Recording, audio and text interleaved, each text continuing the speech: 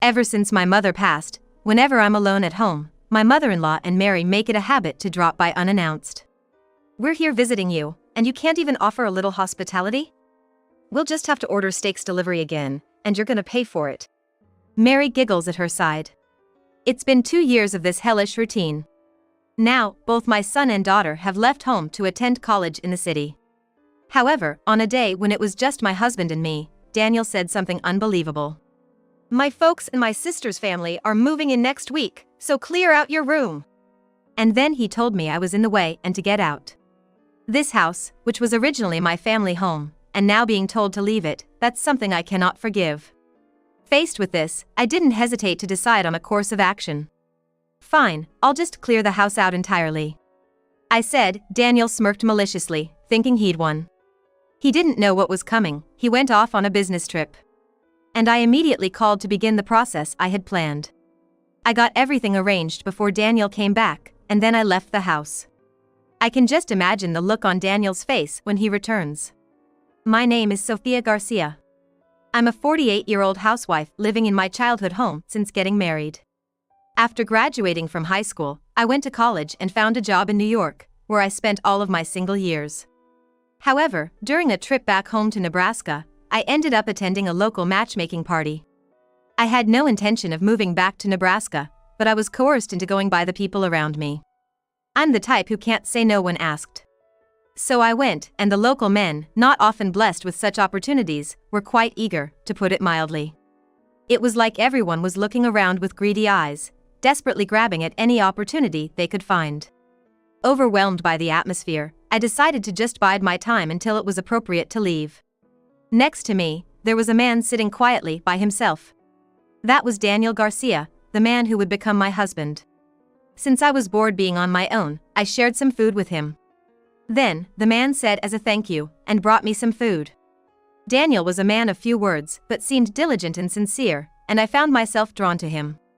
After all, if went back to New York, I had no boyfriend and no significant position at my company. Furthermore, by that time, my father had passed away, and since I had no siblings, my mother was living alone. I was tired of city life and began to feel that marrying and settling down in my hometown wouldn't be so bad. So, I married Daniel, and we began living in my family home.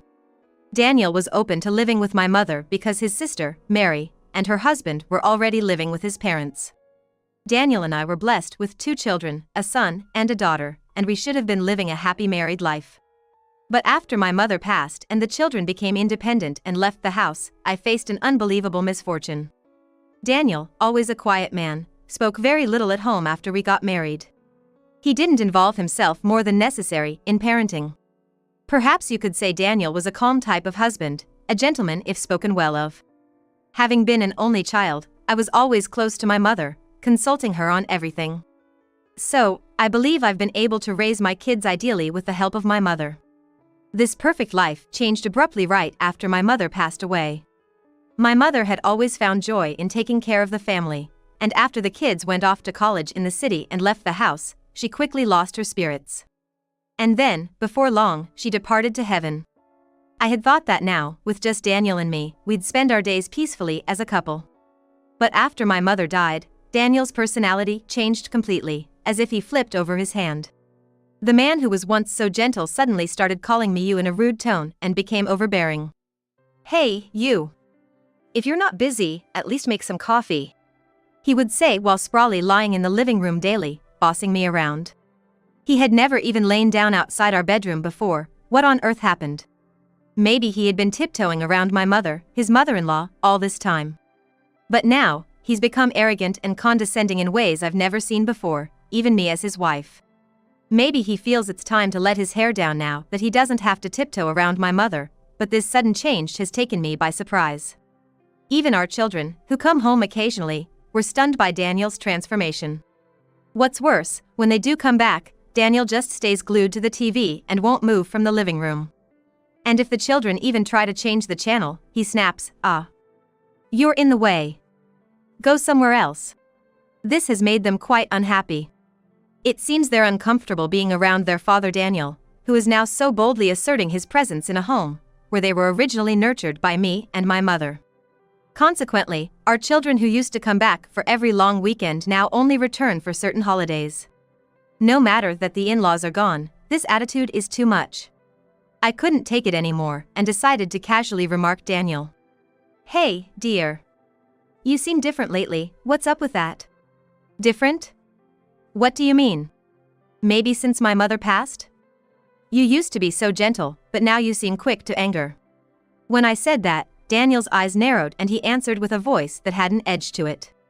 What are you talking about? I've been tiptoeing around your mother all this time. But now that she's gone, I'm the one who calls the shots in this house. If there's something I don't like, it's only natural that I get angry. I had never seen Daniel so intimidating before, and I recoiled in fear. It seems that all the care he took around my mother had been a source of stress for him. However, I never in my wildest dreams thought that Daniel would change so drastically. Ever since, I've had to tread carefully around Daniel, as if to handle him with kid gloves. The misfortunes that have befallen me since my mother passed away don't stop there. I work part-time until 3 p.m. and then return home to do the housework, which has become my daily routine. When my mother was alive, we would enjoy our tea time together at this hour. Now, it's become a completely dreary time. When I get home, my mother-in-law and Mary are waiting at the entrance. Oh, Sophia, you're quite late. We've been waiting out here in the cold for 40 minutes, that's right. We heard you finish work at 3 p.m., so we came to match that time. Why are you so late? Yeah, Sophia. We heard you get off work at 3 p.m., so we timed our visit to match that. Why are you so late? Indeed, these two have learned that my part-time job ends at 3 p.m., and they've taken to showing up at our house at this time every day. In their home, my in-laws live with Mary and her husband. Mary has taken her husband's surname, Williams, and like us, she has had her husband move into her parental home. They don't have children, and Mary, who hasn't worked for a long time, is always clinging to my mother-in-law. I used to think my mother-in-law and Mary were kind people when my mother was alive. But just like Daniel, these two started to speak very frankly to me as soon as my mother passed away. Sorry about that. I was doing some shopping on the way back.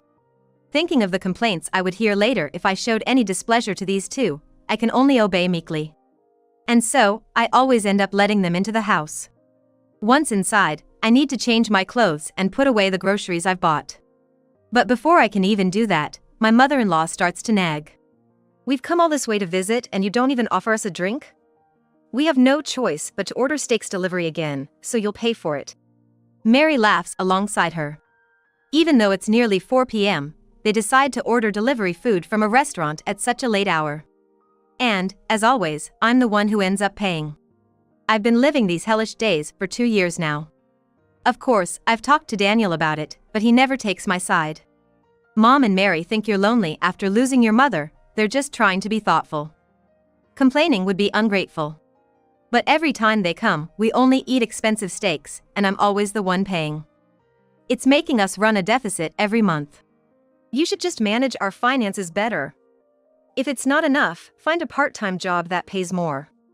Besides, you took great care of your own parents but seem cold to my family, don't you think? When he puts it that way, I'm left speechless. I don't want to quit my current part-time job because the people there are nice. Despite living at my parents' home, I have never neglected my in-laws' home.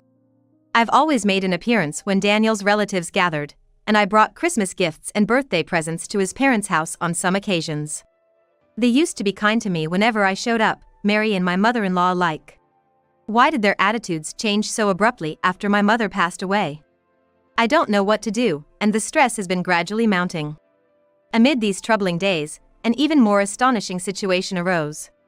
One evening, Daniel came home from work and announced something unbelievable. My parents' and sister's family are moving in next week, so get your room cleaned out. What? What's happening all of a sudden? I panicked at this abrupt news. What do you mean, what's happening? It's just like I said. Everyone's moving in this Saturday, so hurry up. That meant I had only 3 days left. Daniel had decided this major change without consulting me, just arranged it with his own family. Hey, you can't just decide this on your own. This house originally belonged to my family. Quiet. It doesn't matter who it originally belonged to, I'm the head of this house now, and I make the decisions. No complaining. I was so shocked by his horrible attitude that I dropped the dish I was washing, and it shattered on the floor. Then, with a sharp crack, the plate I was holding split into 2 pieces. You're so clumsy. That's why I've become sick of being around you. What do you mean by that? I was caught in Daniel's words, wanting to know what he meant. Then Daniel replied with a sneer and a sarcastic tone. Since it's a good opportunity, let me be clear. Mom and Mary like this house and want to live here, but it seems they don't like you. I don't like being with you either. So, since you're in the way, you need to get out. But that's... Yeah, of course, just like I said earlier, pack up all your stuff. I'll be away on a business trip for the next 3 days, so get it done by then. Daniel had been so cruel to me. Angry at his reasoning, I decided without hesitation to take a certain action. Then, I'll clear out the entire house. When I said that, Daniel smirked maliciously. Huh, I thought you'd put up more of a fight, but you're surprisingly submissive. He seemed very pleased, thinking everything was going his way. Unaware that he would regret how he treated me in 3 days. The following day. Oblivious, Daniel left for his business trip. I immediately made a call to carry out the arrangements I had planned. And before Daniel returned, I had everything in order and left the house. I can already picture the look of surprise on Daniel's face when he comes back. The place I was headed was the apartment of my daughter, Lucy, who lives alone in New York. 3 nights ago, I had already gotten in touch with Lucy in advance. I've been waiting for you, Mom. Is everything taken care of? Yes, all set. But sorry for suddenly imposing on you like this. It's fine. But still, Dad's terrible, isn't he? To suddenly try to kick you out. Yes. But don't worry, I made sure to set things straight before I came here. Dad's going to be quite surprised later. I said that and burst into laughter with Lucy. There was a reason I had come to Lucy's place. Late into the night, as expected, Daniel called in a panic. You! What the hell is this? The house is empty. Where are all the furniture and appliances? Oh. But wasn't that what you said? To pack up all my things. I said to pack up everything in your room, not everything in the house. Indeed, Daniel had initially said, pack up your room. But after telling me to leave, he said, pack up all your stuff. You wanted me to leave, right? So, I got rid of all my furniture and appliances that I inherited from my mother. Now, your family can move in without any worries, right? Yes, the actions I had taken over these 3 days started with having all the furniture and appliances I used picked up by a recycling company. Then, I contacted movers to transport the belongings that belonged to the kids and the things I would still use to Lucy's apartment. I felt bad for the inconvenience to Lucy, but she was eager to get back at Daniel and agreed to help. After a while, Daniel, sounding a bit troubled, started to speak. Actually, the whole thing about my parents' and sister's family moving in was a lie. Mom and Mary, they both might be getting divorced. Oh, really? So, they're planning to run away to your place, huh? I retorted as if I had known all along. What? You're not surprised? They both might be getting divorced, you know? Well, I knew that already. Huh? Daniel sounded baffled. I had made sure to contact my father-in-law and Mary's husband, Anthony, over these 3 days. So, I was fully aware of the whole situation with the in-laws. Actually, Anthony is from New York, and he had been interested in a local revitalization matchmaking event held in our area, so he participated on a whim. There, he was liked by Mary, who approached him aggressively, and even her mother persuaded him persistently until he agreed to marry her. Then, at the request of Mary and my mother-in-law, he ended up moving into the in-laws' house. After getting married, the mother-in-law, who was biased towards Mary, let her do whatever she wanted, and it seems Anthony had a hard time because of their capricious behavior. Moreover, Mary stopped cooking once she started coming to my place in the evenings. Well, it makes sense since they ate so many steaks every evening, so of course they didn't cook. This had been going on for 2 years, so my father-in-law got furious and told Mary and his wife to get out. I felt relieved when Anthony told me about it. And then Daniel, hearing that his mother and Mary were about to be kicked out, decided to let them move into our house. They would be bringing just the bare minimum of their belongings, so they would be in trouble without furniture or appliances. By the way, when Daniel said he was going on a business trip, he was actually going to plead with his father to forgive the two women. But since his father wouldn't agree, he had no choice but to help them pack up their things. When I told Daniel everything I heard from Anthony, I could faintly hear someone say, "Well, what a calculating wife." From his end, it seemed his mother was eavesdropping. "Sophia, what are you going to do about this? We can't live like this with nothing here." "Yeah. And to think you even talked to my husband behind my back, how terrible of you." There was Mary as well. "Oh. You all seem to be in quite a bind. By the way, I also asked Anthony if he could forgive you too. He said if you spend a night to cool off and reflect, you can come back home tomorrow morning." "Really?" Mary and her mother, perhaps delighted, were making a racket with excitement. "Sophia, I take back what I said earlier. Turns out, you do have your good points, don't you?"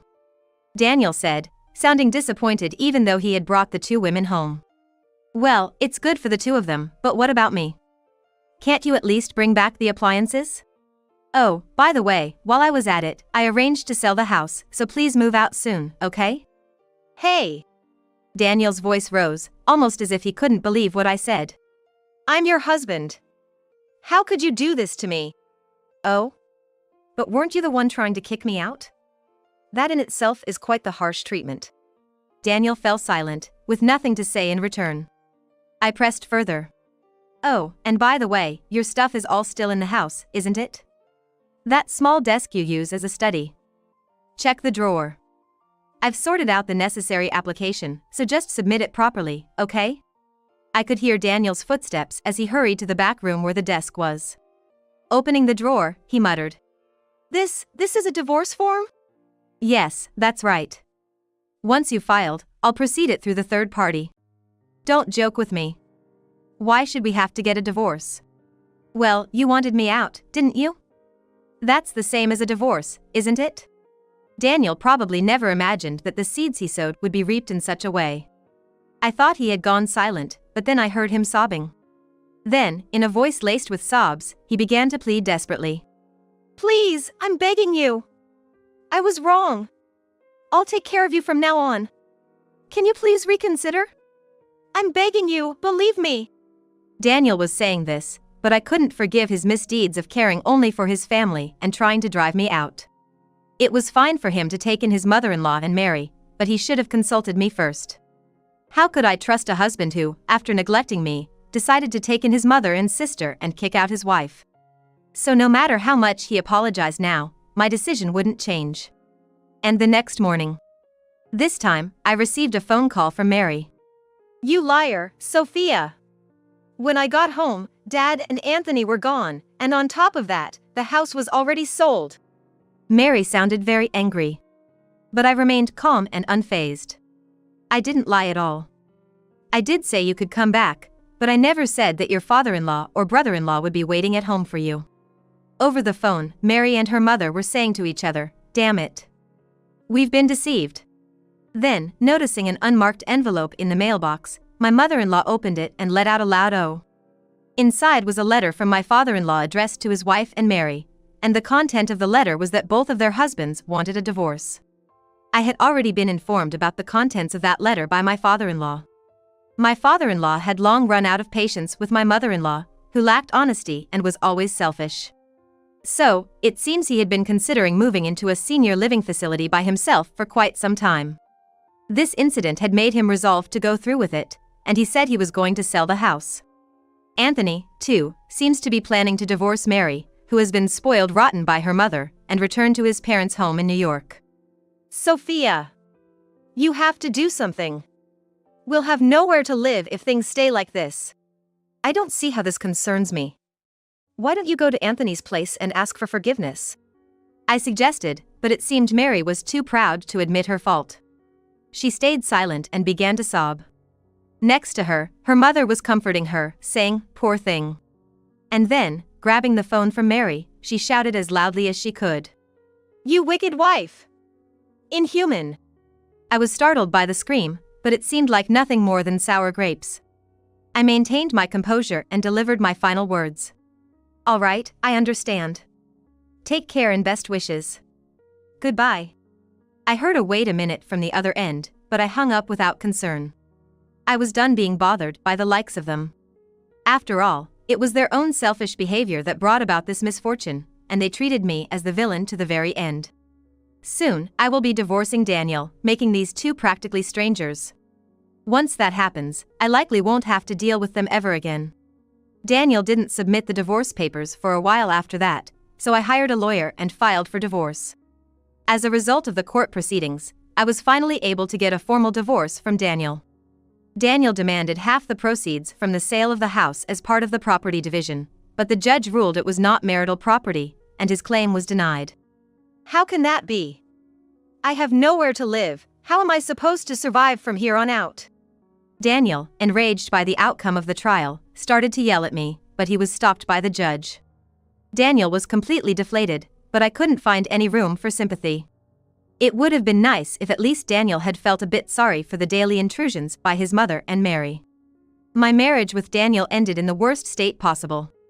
After that, Daniel, now also divorced like his mother and Mary, seemed to be looking for a new home. In the countryside with nothing around, there were no convenient budget hotels or inns. According to a local friend, they were seen setting up cardboard to sleep in the park. At first, Daniel called me asking for help, but recently, even those messages have stopped. Perhaps his phone service has been disconnected. Eventually, I heard rumors that they managed to move into a nearly derelict apartment on the outskirts of town. Daniel's earnings must be barely enough to get by, especially supporting a mother and Mary who have never worked. Mary, who is of an age where she could still be working actively, appears to remain unemployed. Due to her pride, she refuses to work under someone else, no matter how tough life gets. Lately, the loud arguments between the mother and Mary can be heard outside, becoming a nuisance to the neighbors. The mother-in-law, whom I once thought was favoring her kin, turned out to be only looking out for herself. Now in this situation, the non-working Mary seems to be nothing but a burden. Daniel, probably not enjoying living with these two, has recently been addicted to casinos. The earnings that Daniel works so hard for seem to be flying away on the bets at casinos. Friends living back home kept me updated via social media messaging and calls about the situation of these three. To me, it's a story that no longer matters, but when I hear it, I find myself thinking they got what they deserved. Now, I'm living in New York. Just before the divorce was finalized, I had been discussing my plans for the future with Anthony, who had already divorced Mary and returned to New York. It turned out that Anthony's brother ran a food company and offered me a job there. For a while, I stayed with Lucy, but Anthony helped me look for my own place. Thanks to him, I now live alone in a small apartment. I've been completely indebted to Anthony for everything, and I can't thank him enough. Anthony, who has gone through tough times similar to mine, and I find a lot in common to talk about.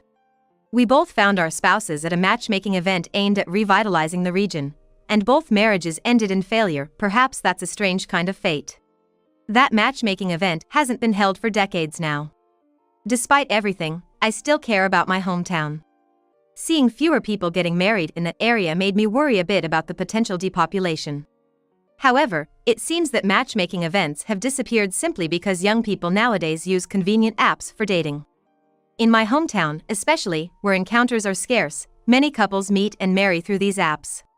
Moreover, I've heard from friends that there's been an increase in remote workers who move to the countryside in search of affordable housing.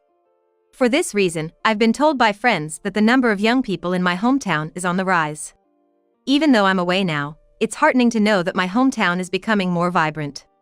I too am thinking of eventually returning to my hometown to spend a leisurely retirement in the countryside. Lately, I've started dating Anthony with the idea of remarriage in mind.